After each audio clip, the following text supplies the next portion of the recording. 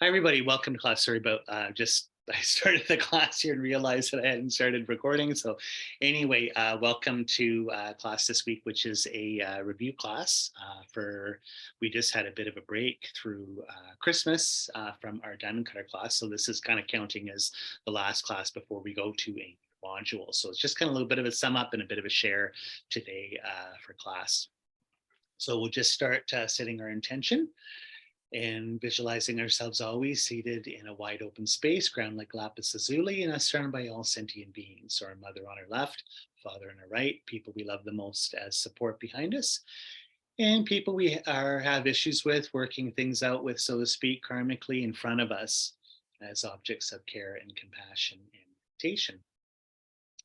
And going out from there, from people from all over the world, everybody included, our whole natural ecosystem, the animal realm, skies, the earth, and the seas, the spirit realm, and we can think of all the different realms within that. We can talk about ethereal realm, astral, elemental planes, and so forth, just as varied as the animal realm, and celestial beings, different gods and demigods, and finally beings in lower states of rebirth in Buddhist cosmology. We can think of just the numerous numbers of beings in different hell states and hungry ghost states, products of karma, like negative karma, like anger and attachment and so forth.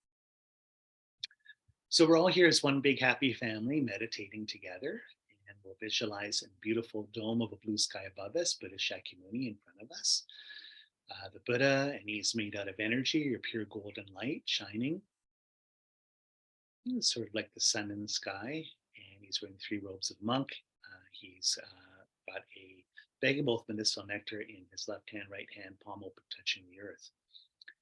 And then at his heart, sort of smaller, just like about the size of an orange, if it was our size right here, is his higher angelic form, Sambhogakaya form of Conqueror Vajradhara, and his partner Vajradhatu Ishvari. So just kind of like yin yang, they're in sexual embrace, have beautiful dark blue, sort of like sapphire blue bodies of light and energy, wearing crowns and jewelry and so forth. And he has a bell in his left hand and dorje or Vajra scepter in his right. She has a curved knife, chopper knife in her right hand, and skull cup with medicinal nectar in her left hand. And they have a beautiful Hum letter, Hum, representing the enlightened mind between them at their heart level. So taking refuge, I and all sentient beings to achieve enlightenment, go for refuge to Buddha, Dharma, Sangha. I and all sentient beings to achieve enlightenment, go for refuge to Buddha, Dharma, Sangha. I and all sentient beings to achieve enlightenment, go for refuge to Buddha, Dharma, Sangha. And generating our bodhicitta motivation, the intention we always try and have is everything we do should be for the enlightenment and awakening and liberation of all beings. So same thing here, everything we do, may we become enlightened, that we become a Buddha and sort of join in the gang of all the angelic beings, Buddhas and awakened ones, helping everyone else awaken. So even us meditating today and having a bit of a share and discussion, may all of that be put towards energetically the all beings. So we go through the virtues we collect by giving and other perfections, may we become a Buddha for the benefit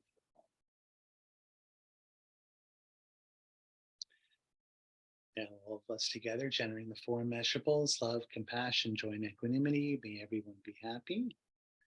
May everyone be free from misery. May no one ever be separated from their happiness. And may everyone have equanimity, free from hatred and attachment.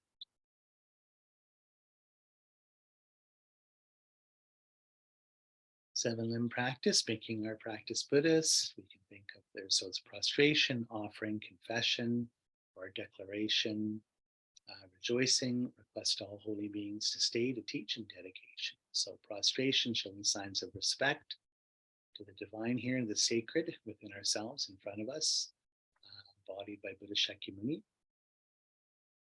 And prostrations here, offerings, opening our heart, mind of generosity here and openness as we visualize ourselves sending up beautiful flowers in all directions.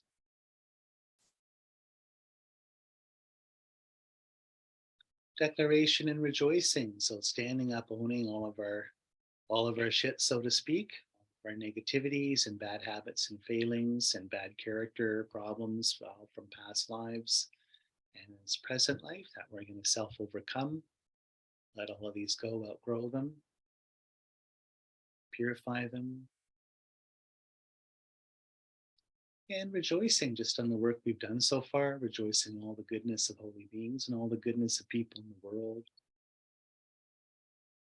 And just have this as an inspiration for us to purify further.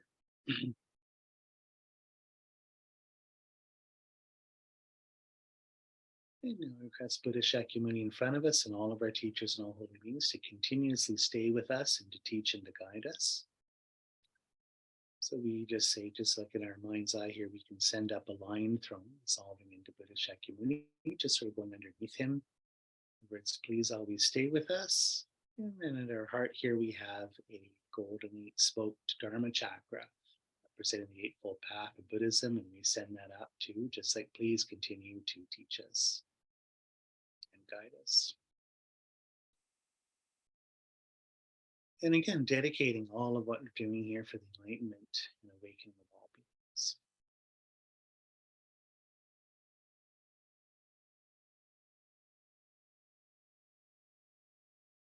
And upon that, beautiful golden lights coming down from the heart, centered just from Vajradhara and Vajradhara at Buddha's heart.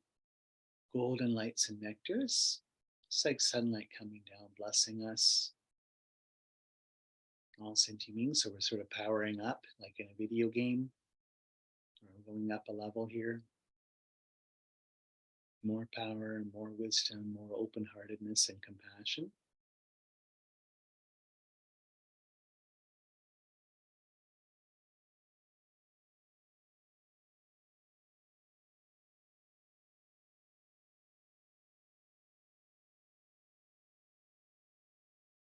And finally, just last request here, sort of offering up an enlightened universe mandala at our hearts.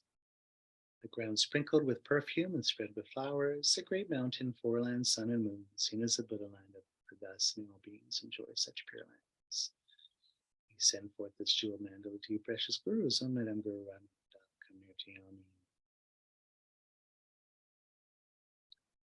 Now, once again, golden lights and nectar is coming down, and then we can visualize at our heart that sort of activates into our heart and hearts of all the beings around us, little diamond Buddha. So we can try and make this as small as we can as a center of focus in our meditation. So just like a little Buddha, a little Shakyamuni Buddha, but made out of diamond or sort of crystal, if you'd like, representing the emptiness of our mind, our Buddha nature, our ultimate nature, which is always there.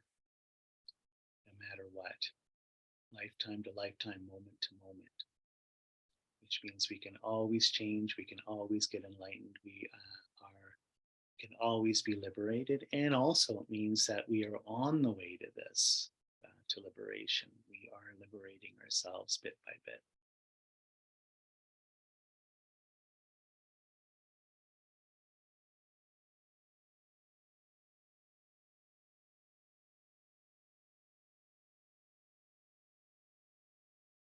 So let's just visualize that Buddha Shakyamuni's sky starts to melt in the golden light, dissolve into his heart and the divine couple, Vajradhara and Vajradhara. And they're like a little blue diamond. And then they come to the crown of our head. It's being like a little blue star made out of energy, enter our crown chakra, and just in front of our spine, our central channel, slowly descend and become one with the little diamond Buddha at our heart. So the little blue diamond goes into the crystal diamond here, transparent diamond glowing, and become one.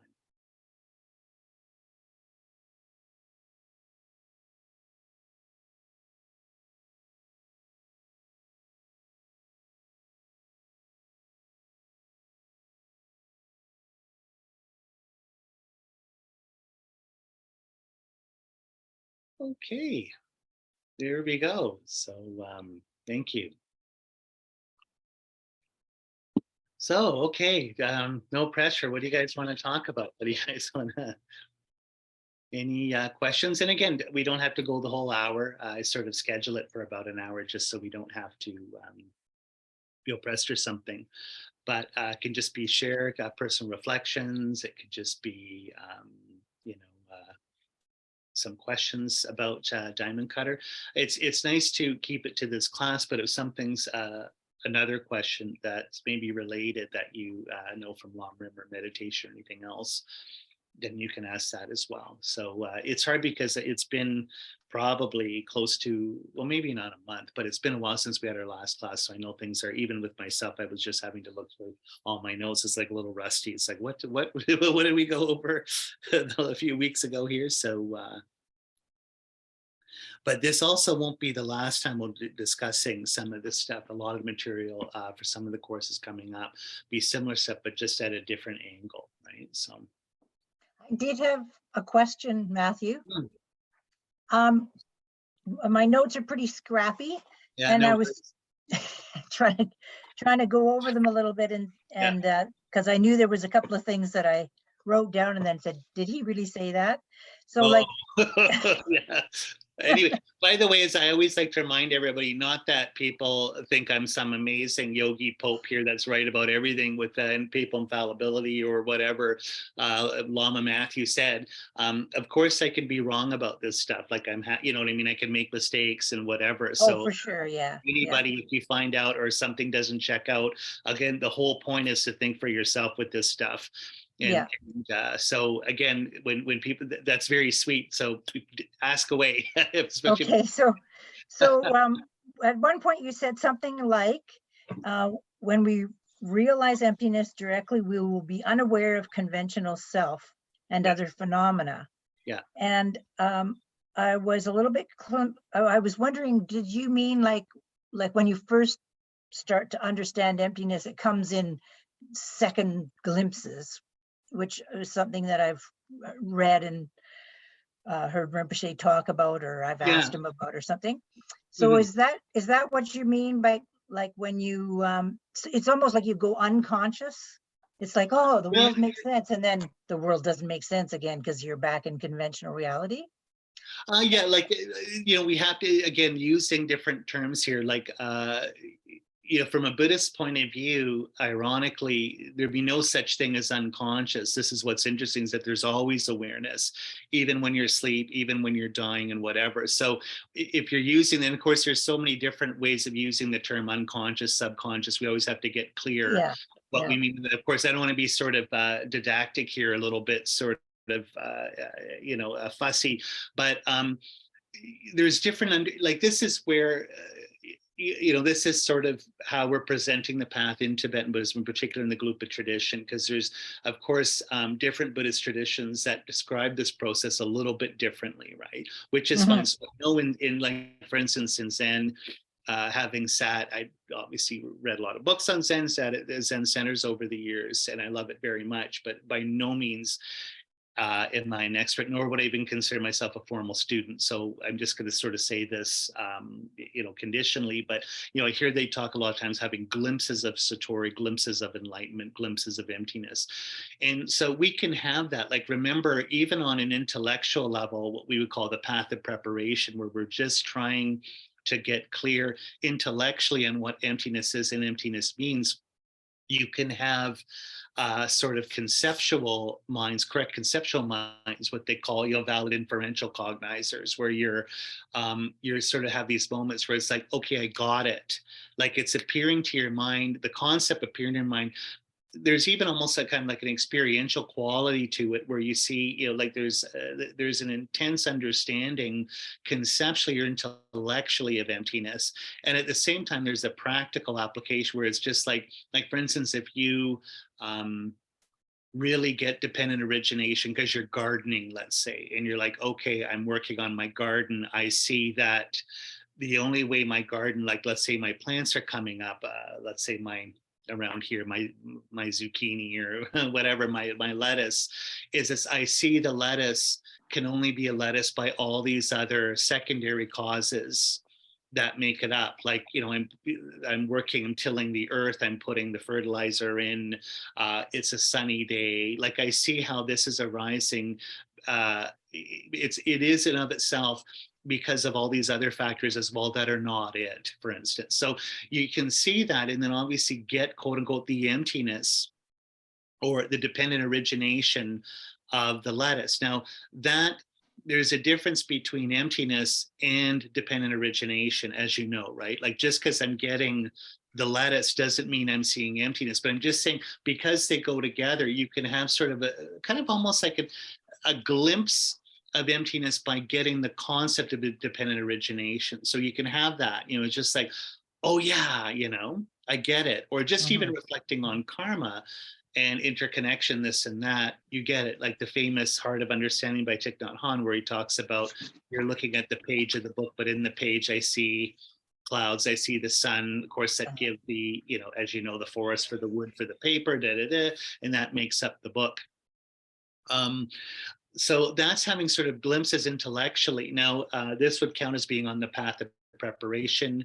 The real path of preparation is that when we're meditating, we're using, in particular, going up the 9 levels of tranquil abiding, like we're having a mind of absolute concentration, working just with that conceptual image of emptiness, let's say dependent origination or whatever, right? But when you get to an actual, like the path of seeing, where you're seeing emptiness directly, that's something very different. Okay, so that's right. So that's what I think I'm talking about. Yeah. Is So that that's the kind breakthrough of understanding moment. of emptiness? Yes. So when Sorry? you see emptiness on the path of seeing, right? When you flip over the 5 paths, you got accumulation. We're just running around studying emptiness, purifying our mind, making offerings, this and that, creating all the energy to see it. We're on the path of preparation, where we're studying, we're really meditating on the intellectual understanding of emptiness, reading books, sitting there meditating, what's emptiness, this is what it is, this is the picture in my mind of emptiness. Certain point that this drops away. What's interesting is you'll go into a different level. Like, it's assuming that you have to have this mind of tranquil abiding or calm abiding after having practiced meditation for many years and getting rid of all these obstacles in meditation, sinking or being tired, fuzzy mind and distracted mind. When you have a mind of total concentration, meditating in emptiness, the concept falls away, the image falls away, and you see it directly. So what do you see direct? Like, it's interesting, it's at that point where your mind is the equivalent of being on a form God realm mind. You are no longer in normal reality. Okay, at that point. It's like But you were saying, like, it's like changing channels, it is, these like, in the sense that glimpses. your So mind what is, I'm it's in a deep absorption jhana state. And so what's interesting, right. that's what your mind is anyway. Now, the point is using that mind of tranquil abiding. You're not just staring at it, a cup of coffee, or using your concentrated mind to, like, at that point, when you're studying low rig mind and mental factors, and you're studying meditation, when you have a mind of tranquil abiding, you get all these mundane siddhis and miracle powers, right? Like, you have clairvoyance. Your mind can see things. You can do all these crazy things, and your mind's so concentrated, right? But the point is, you're not using it for worldly things. I'm not like, where's Maureen right now? Oh yeah, she's on the coast. Oh, she's shopping. Like, I'm not clairvoyantly using my mind to look at silly worldly things. I'm focusing that magical mind almost on one thing, which is emptiness. So at that point, path of seeing, it's like the veil's taken away and I see emptiness directly. Now, what's interesting is that it's like you've gone from normal conventional reality of cause and effect, of words, of concepts, of everydayness, as Martin Heidegger would call it, to just seeing emptiness. So at that point, the only thing in your mind is emptiness. So it's like space. It's a negative phenomenon. It's a positive experience of a negative phenomenon. In other words, of an absence. So the closest thing they say it's like is that you're basically in space. Now, the thing is, you're aware. So it's not a blackout. It's not like a drunk. What did I do last night? I totally blacked out. Or being knocked unconscious. Someone hits you at work with a baseball bat or something, and you're going to wake up.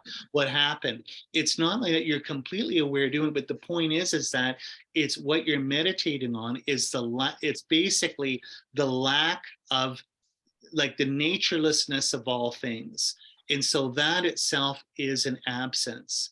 So it's a positive experience. This is where you get to these semantic issues. It's a positive experience of something negative. So you see what I'm saying? Like your positive experience of an absence. So nothing else appears in that moment. Not a you, not a, like, it's Okay, almost like but what I'm trying to get, yeah, the part that's confusing yeah, me, or that I'm just not yeah, clear about what we're talking about, like, I know that a Buddha sees yeah, absolute truth and conventional truth at the same time. exactly. But But that's what makes a Buddha, not you, right? I realize that. What I'm just trying to get it clear Yeah, on, yeah, yeah, like, sure. when this, like an R-hat Yeah. can see both at the same time, I think. No, Is they that true? can't. They flip between the two. They flip between the two. Yeah, Okay. which is what'll happen to you. Like if you the next Tuesday at 8 a.m, you meditate and see emptiness, let's say, the point is you will be in that state. And remember, in that state, there's no world, there's no Maureen, there's no So thing. this is the part that's Nothing. confusing me, because Yeah. like how do we go through this without letting the baby die while we're in the other room meditating, Yeah, but and the we point is it realizing doesn't last long, Maureen. Like the point is that you don't get stuck there, right? Like the point is that experience, it doesn't last long. And I know that this is where some people draw a sort of a cartoon version of Buddhism, is that it's about nothingness and dissolving yeah. into nothing, and so you don't care about anything. You're a Buddhist, what they call quietist, right? Meanwhile, the world's burning, so much injustice and climate change, and people need help, and you're just meditating on nothing. You're using that as an excuse to run away from life, right? Yeah. But that's not what it is at all. I mean, ironically, when you come out of that experience, which isn't long, you're not in it for 10 years, I mean, whatever, right? It might just be a few moments. But what's interesting is, of course, when you come back into the world, everything's different. And one of the big Because things you have some more understanding. you will not Because more understand. You have the ultimate understanding of the world and what things are, what they mean, how things exist. And what's interesting is you commit to the world stronger than ever before, because you see, and once you re-enter the world, how everything is karma, everything is ethics, everything is care, everything is compassion. I That's the get that. big Yeah, joke, is that it's the we process know that the I'm thing struggling us with. allows you to commit to the world in a stronger way than you were before, right? Being sort of a So self-centered ego person, right? okay, I'm still kind of confused, but No, but let's just work it out. This is hard. This is really hard stuff, and it's confusing. So this is why we have time in the last class to do this. So you are seeing emptiness, right? Which is okay. Let me just say one more thing, because I've always understood understanding emptiness as coming in stages. You understand a part of it. You don't just like work and work and work, and then one day you go bang, I understand emptiness, and then I come out of that meditation and my whole life is different and blah blah blah. It happens bit by bit as we kind of grow our clear away all the negativities and obscurations and all that stuff. So that's true. That's exactly I true. But the point is, there will be the gotcha moment, right? Like the point is that there will be a tipping point, or the point of no return, where just like when you see through a magic trick, like if you got a street magician in front of the Eaton Center in Toronto with the cards. I mean, I still remember the Fringe Festival. This guy in Edmonton, like maybe 30 years ago, was an English guy, unbelievable magician for street man. I mean, and to this day, I don't know how he did it, because it was just sleight of hand. He was just doing cups. And again, he had a t-shirt on. It was just like magic. It was just a table, nothing underneath. And there was all different fruit manifesting under these cups and changing around.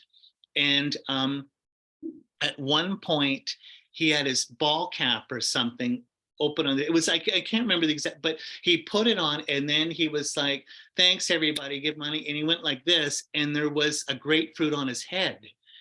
And all of us were like, what, like, I just, like, to this day, I have no idea how he did it, right? It was incredible. It's just magic. I mean, it might literally be magic, I don't know, but let's just say it's just straight magic. It's just sleight of hand where you're not paying attention and he's pulling stuff on you. But we all know that where we're just about to get the trick or just about to get the joke, like it's dawning on us, right? So it's the same thing with magic tricks. So as you're meditating on emptiness, remember, this isn't easy stuff that, like you say, one day you wake up, bing, you get emptiness. This is years of practice and retreats and study, and it's like you said, Maureen, it's chipping away at it, right? But the point is that there is a point, like there is a tipping point where you see through the trick, and then there's no. And then you wouldn't be changing channels anymore, though, would you? Well, the thing is that changing channels in a formal meditation on emptiness, right? And this is the idea that when you're seeing emptiness directly, non-conceptually, it's done in meditation. Why? Because you're not dealing with conventional things anymore. So if I'm at work serving junk food, picking up garbage on the plane, I'm not going to have, probably not, a direct experience of emptiness doing that. I might have experience, sort of a glimpse of emptiness, a glimpse of dependent arising, a glimpse of karma. Oh my God, what did I do to get here on this terrible flight? Like karmically. But in the sense of where I disappear, the world disappears, everything disappears, there's just an absence. My mind, like pouring one glass of water into another glass of water. Your mind, which is like space because it's just clear awareness, is meditating on space like emptiness. See, Okay, bye, Bill. That's it. Yeah, back to samsara, right? Yeah, that's really great. Anyhow, so you see, that is getting to that point, like that's a big experience when you have that. And the point is once you have that experience, you are an Arya. You are no longer a normal human being, right? You kind of even after you've had one little glimpse, or the gotcha this is moment. the full-on one. Glimpse. The full-on right. one. This is not a glimpse, but seeing it. You're not okay. So when you're in Arya, the door, and it's like, wow, there it is, right? When you're in Arya, you still come back to conventional reality and Yes. and go serve on the plane and act like an asshole occasionally. Yeah, well, yeah, the thing is that maybe that's it. No, you see, I am an asshole at work, and so well, so so I'm trying to stop. That's what I'm trying to figure. I'm not an Arya, I can tell you that much. So the service industry is a rough gig, trust me, especially nowadays. I've been there, done that many times. Done that. You know what that is. And so it's a tough one, but I'm just saying that it when you come out of that experience of emptiness, the first thing you see is the ultimate nature of conventional reality, which is, number one, everything is your mind, and number two, well, they go together, of course, everything is karma. So the point is that things, just like seeing through the magic trick, things no longer look like they're coming at you, they're coming from you. So you can't really get really angry or attached to anything anymore. You see what I mean? Like, even if you lose your patience, it's not like losing your patience now. Getting angry now, like when you get angry at your neighbor, it's that person separate coming at you, right? But imagine if you just see the person almost like a hologram of yourself projected from your mind. How angry can you get at that? You know what I mean? Like, you can almost be angry at yourself, but not really angry. It's just like, wow, I've done a lot of angry things in the past. I'm in an angry situation now, right? But this is a purification of my karma. There's no longer any separation. But the point is now that's what they call, you're a stream enterer.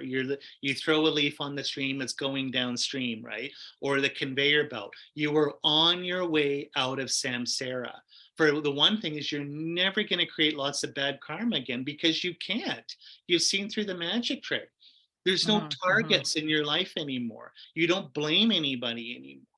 because there's no separation between you and the world anymore. You and the world are one thing. How can you blame it, get angry? It's one process and you see it. So literally you're climbing out of the hole. Emptiness is the ladder. Someone's dropped in the hole. Now you're on the first rung. It depends on your karma, how long it takes you to get out of it at that point. But the point is you are getting out of it. You're never stuck in samsara again for Right. any length of time. So that's the difference. So when it's stabilized, then you're out of samsara. That's when you are a quote unquote a saint or an enemy destroyer, a foe destroyer, or an arhat. But of course, arhats, the two truths, conventional reality and ultimate reality, emptiness and karma, or emptiness and things, are still separate in your perception. You know they're not. But the point is, I have to meditate on emptiness directly to see it directly as an arhat, right? And then I come out of meditation, everything's just a flow of concepts and thoughts and experiences that I know are empty. But and so I'm liberated. I'm no longer in samsara, right? So what's interesting is they say you have a mind of complete bliss and cessation as an arhat. And when I die, my mind is in that state of nirvana. So they say arhats pass. Their physical form falls away, but their mind is still in clear light and emptiness, which is amazing. But they're not a Buddha. Right? They Yeah. don't see the two truths simultaneously, directly, non-conceptually, non-intellectually. But that's what makes a Buddha just like, so my first teacher, again, Kelsing Tarshan, said the difference between an arhat and a person is cosmic. The difference between a Buddha and an arhat is galactic. So the difference between us and an arhat is like us on planet Earth and the Milky Way. Difference between a Buddha and arhats are all the constellations and galaxies. That's the difference. So you think, wow, because an arhat's unbelievable. Like when you see what an arhat is and what an arhat can do, you're like, oh my God, right? I mean, the big thing is an arhat's no longer a human being. It's a different form of life. That's what's interesting. I mean, technically by definition. And even when you become, sorry, Patricia, you're muted. Yeah. Yeah. So just that point, you said an arhat's no longer a human being. I don't get it. Well, like by strict definition, the sense that if you define the human being as almost like a problematic, right? Like a problem in the sense that, you know, you're a sentient being, you have a mind, but you have a grasping sense of self. You're constantly reincarnating out of control. You know, they say like samsara is uncontrolled rebirth in 5 contaminated aggregates. In other words, because of my contaminated actions and delusions, I'm forced again and again and again to take rebirth in a body, that a flesh and blood that grows, gets old, and falls apart and dies, and I suffer. But arhat's not in that. Where are they? Well, this is it. Where do you think they are? Okay, so their mind is meditating on emptiness. It's kind of one with emptiness, right? They have a physical body, but they're kind of not associated with it. That's where you have, like in the Theravada tradition, where you have all these famous meditators will say, you know, the body's feeling pain. Like I'm not feeling pain. Like the physical conditions, almost like they're separate from their body. It's one thing, but I'm just saying their mind's not there. And that's what's interesting about it. So they can say that, you know, I don't know. I mean, this is where it's good to study in the Theravada tradition and really see. But they, you know, Arya Kema, that famous German nun, always said, what is it? The body's in pain, the mind doesn't suffer. Yeah. Like, in other words, I'm dying of cancer as an arhat. I go and they say, oh my God, Matthew, like all your organs are shutting down. And you're like nothing but bliss, nothing but peace in your mind. Right? Then you're dying of cancer in whatever, VGH in Vancouver, and you're meditating absolute bliss. But the doctor's like, are you okay? Do you need no morphine? It's all good. I love everyone. Everything is peace. And then I pass away and in nirvana. Now, what happens to an arhat? This is the big discussion from the Theravada point of view. That's it. The 5th path of no more learning. You've done it. You're out of samsara. Great. From a Mahayana or like our sort of tantric understanding, they're on like their fifth path of no more learning is the path of seeing from our path. And so what's interesting is that because they're seeing emptiness directly, they are in direct contact with the Buddhas, the fourth Buddha body. So Vavakaya, or the emptiness body of the Buddhas, they're perceiving that. They're perceiving a Buddha's body in the same way as, everything else is empty. So technically we say arhats are in visionary contact with the Buddhas. And so they will complete the full path to full enlightenment as a Buddha by getting instructions, which won't take any time at all because they're already an Arya being. They're already outside of samsara, but they will get the final missing piece on how to actualize the two truths and get to this, what they call a state of non-duality, which means emptiness and conventional reality will appear to them directly at the same time. So arhats, basically, I don't even, because when you talk this way, it sounds like you're talking down to arhats, that there's somehow they didn't get the full story, they're kind of dummies. It's not that at all. It's just kind of like a different timeline that they're on, right? They'll all become Buddhas. But I'm just saying that alone is an unbelievable achievement. Like even just us, if we just try and say, okay, let's at least try and get to the path of seeing and to become a stream enterer. Like that alone, using tantric technology, try and see emptiness directly. Like, okay, like whatever, I'm in my 50s now, how much time do I have left? Like hopefully I can try and be an arhat or a Buddha, but at the same time, I know I'm lazy and have all these hangups and stuff. So at least let me try and see emptiness directly, because I'm on my way out. I'm on the conveyor belt. It's kind of like grade 12 or grade 13, you know what I mean? Like I've just got a couple credits left to do. Like I can get out of here soon enough. Right? So I'm not the whiz kid, these kids that whatever end up in university when they're 12 or something. Like those are the people that are getting fully enlightened. I'm the guy that skipped classes. I'm still in grade 12. I still got to get through it, right? Mm-hmm. So does that help Maureen a little bit, or? Oh yeah, absolutely. Yep. Yeah, that was helpful. But you're right. Like, remember, there's a big difference. I always say, the Matrix quotes it, between getting the map of the path and walking the path. So this is just the IKEA instruction booklet, right, of the 5 paths, what it's like to meditate on emptiness. How this cashes out practically in your life is going to be different.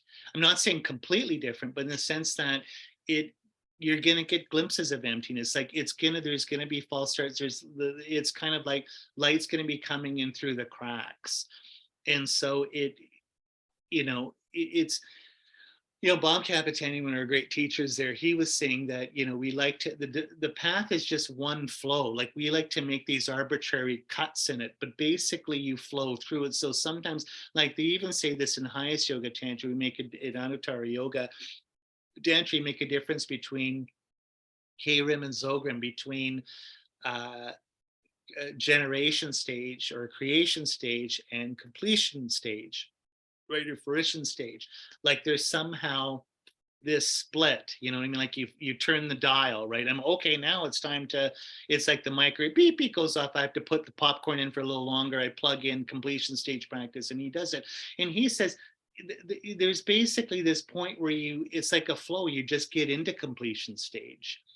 You start getting completion stage experiences at the generation stage level and kind of ease into it. So I think it's probably the same way with preparation, path to preparation, and the path of seeing.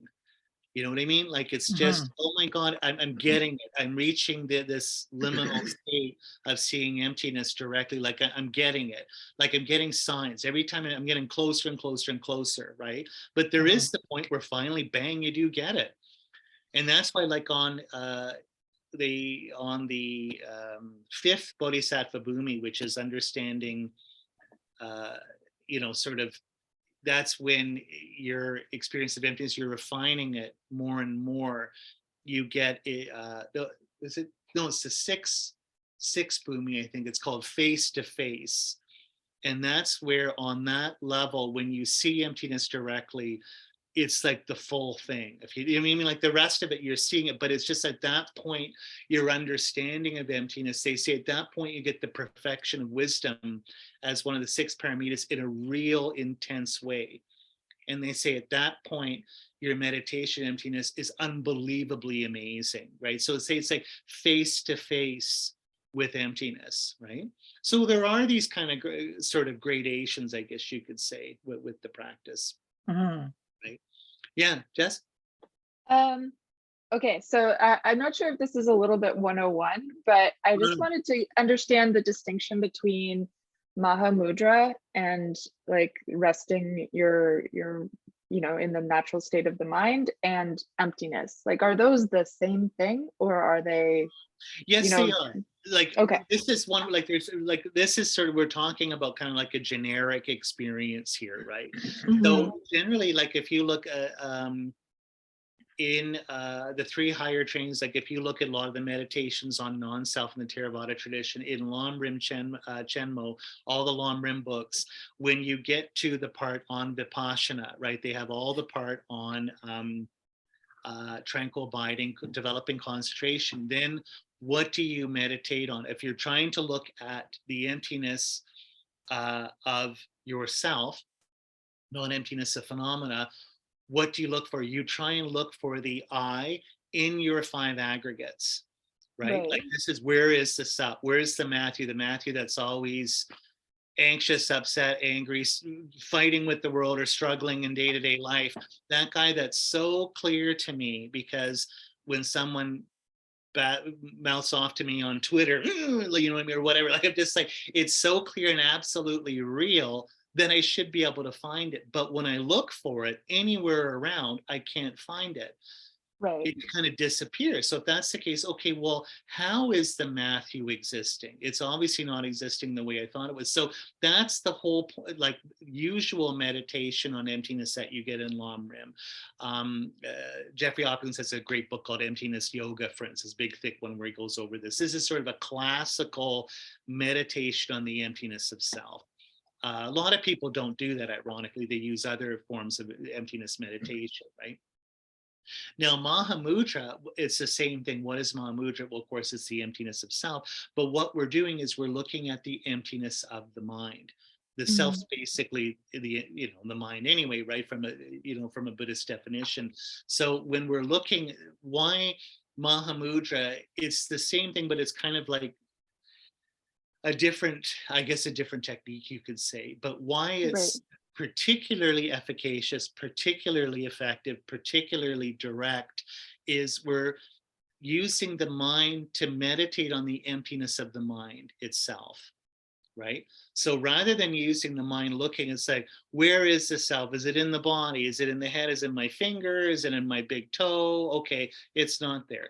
Is the self in the discrimination aggregate? When I see an object, a figure, ground, perception, something determining a backdrop, is the I in there? No, it's not. You go through all your aggregates. That's a little detailed and hard. I've never been good at that meditation. Like I remember when I started in NKT a million years ago, that's what we used to do. And I'd always be meditating and be kind of looking around at everybody in Toronto and everyone with these kind of deep states.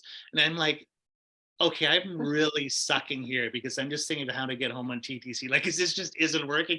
And everyone else, I have this amazing, and I just like, how come I can't do this? And like, I guess I'm not a very good meditator with this particular. And then I thought, man, I really suck because this is how I'm trying to realize I'm never getting out of samsara. And all these other guys, they're all going to get out because they're better at this than me.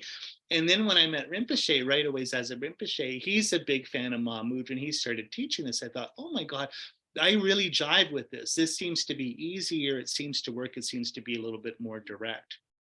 And the technique's direct. Like if I'm actually just, resting in the natural state, not grasping at thoughts, allowing them to come and go, and see the mind itself as a dependent arising, that's very direct. You can do it anywhere. It's a very profound and subtle form. It's not as intellectual. Like I've had some people say when they do the traditional meditations on the emptiness of self, like you get in LamRim, that it's very intellectual. What happens with a lot of meditations, the ego is really tricky, as you know, right? So things become a cliche. So we all sit together and we pretend we're meditating. Oh, look for the ego. Where is it? Huh? Your deluded mind knows how to get around that. It's like my, I shouldn't say it, but I'm gonna, my nephew's so sweet, but he knows how to get around all. He's like, on the spectrum like me, but anyway, but he knows how to get around all the parental controls on the iPad and even get into other people's Wi-Fi's in the neighborhood. Like, he's just unbelievable. So my sister and brother-in-law set up these things and like he just gets around it like 10 minutes, right? So your ego's like that. So a lot of times I find that particular meditation on emptiness, it doesn't work for a lot of people once they know how to do, like, they know how to get around it. It's not as visceral. But Mahamudra, I guess I'm plugging it, is something that you can always do and it always kind of works. Like on a superficial level, it allows you to be calm. It allows you to disengage from your sort of deluded mind for a moment. But on a deeper level, the Vipassana, so to speak, it can really get to sort of a direct understandings of emptiness, And again, yeah. So when they're talking about like the clear light as like using that kind of structure, that's the same thing that we're talking about when we talk about emptiness and absolutely. Okay. So there's a million different metaphors for this. Like the Galupa tradition, we use that. So it's an old classical Indian metaphor where we talk about clear light in the. So, the Greek, ironically, is gnosis, right? This is where we get Gnostic Christianity or Gnosticism, true knowing or true seeing, right? Like it's like something's dark and you put the light on and you see it. Yeah. So clear light, that's what we're talking about here, is it's kind of like the mind seeing emptiness directly, right? Like phenomena in Greek actually means to come into the light. Why I know an object or see it is because it's visible in the light. Now, people, deconstruction, Jack Derrida, like they said, how come Greeks use that metaphor? Why is knowing always seen as, what if you're blind and you see things? You've never had light. They know things. Why are we using this? I mean, they're all metaphors, or and sometimes metaphors, when we use too much, then they become a cliche, right? But that's when we're talking about clear light. But other traditions will use different, different images, right? Different metaphors and stuff. Like we can talk about, in Dzogchen, Rigpa, like ordinary mind that way. There's different terms we can use. And again, they're just terms or metaphors until you see it directly. But, Mahamudra, like what is Mahamudra? What is the Great Seal? Like that you're stamping, like when you stamp a letter, and I have my own seal. This is Matthew Richards. I'm the local king. Now you know it's real. Everyone's trying to pass off fake letters, tax letters. Oh, I don't have to pay taxes. See, it's Matthew Richards' seal. No, it's a fake seal. This is the real king seal, means you have to do it. So what is the real seal of phenomena is their emptiness. That's the only thing true about them, so to speak. That's what Mahamudra means. And so what we're doing is we're applying to what is the ultimate nature of the mind. It is emptiness. And when I see it directly, mind and emptiness together, it's clear light. Is that okay? Thanks for asking that question, Jess, because the terms so confuse me.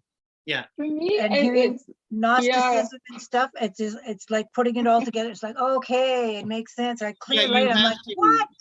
You have to, I mean, this is sort of my philosophy training years ago, is you have to define terms and just get clear what things mean and work out concepts. So you can try and just understand like what to, this is why I've always been a fan, is as absolutely unfashionable as it is of what they call ordinary language philosophy. Like it's like, what does this word mean? Like, how are we using it? Then you can do the Nietzschean thing where the genealogy of the word, the history of the word, the history of the concept. Like it was used this way, then now it's used this way now. Or these people use it this way.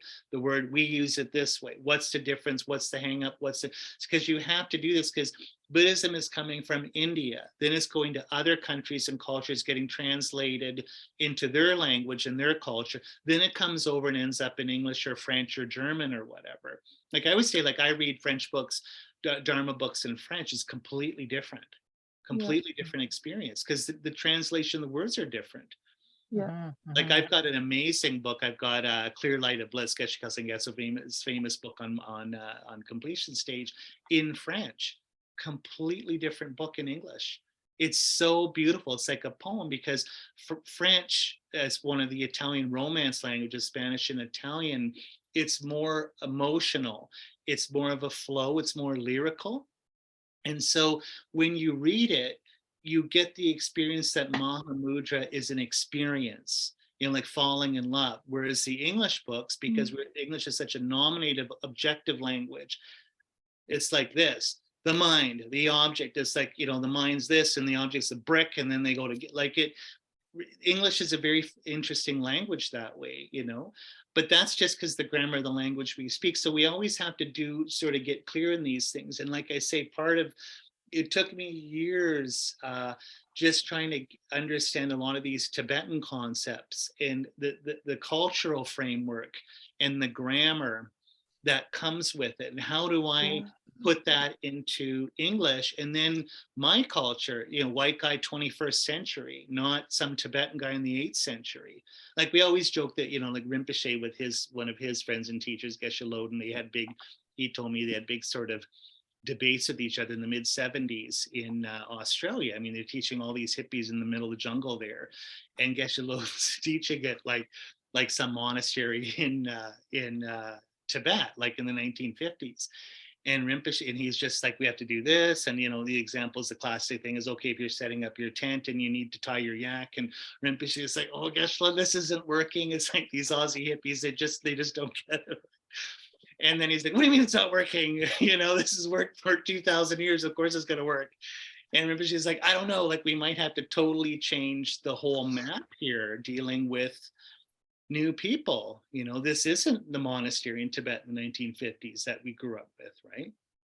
So we have to do this. So that term, clear light, what does that really mean? And again, not just what does it mean intellectually, but experientially, what does it mean? When people say, I did hospice work in Toronto and Vancouver for years, and people have a clear light of death experience, tantric experience when they die. And they always say, I saw a light. Okay, then, the joke where it's a doctor shining a light in a person's pupil and they're in a coma. And then they wake up, I saw this divine light, and the doctor's, it was just the flashlight, like whatever. Like when you ask the person, and I did, because of course I was Tibetan Buddhist working at hospices. Of course, I was in my 20s, like, oh my God, great. But I'd always say to the person, and I remember there was a flight attendant who had this experience. She was, this in the mid 1990s, she was in Montreal, and she was at a swimming pool, and she jumped off head first off the diving board and went head first onto the side of the pool on the concrete. Not in how she did that. So she fractured her head and basically died right there at the pool. And she said, I mean, this is just like, we were in our 20s, we were just kids. And she's like, I could see, I left my body and I saw my head wound and all these people rushing and screaming, crying, and the ambulance coming. But then I saw this unbelievable light and wanted. So I said, like, I don't know, I haven't had this experience, but I said, well, what do you mean by light? Is it like a light, like when you put the light on in the room? No, it's not.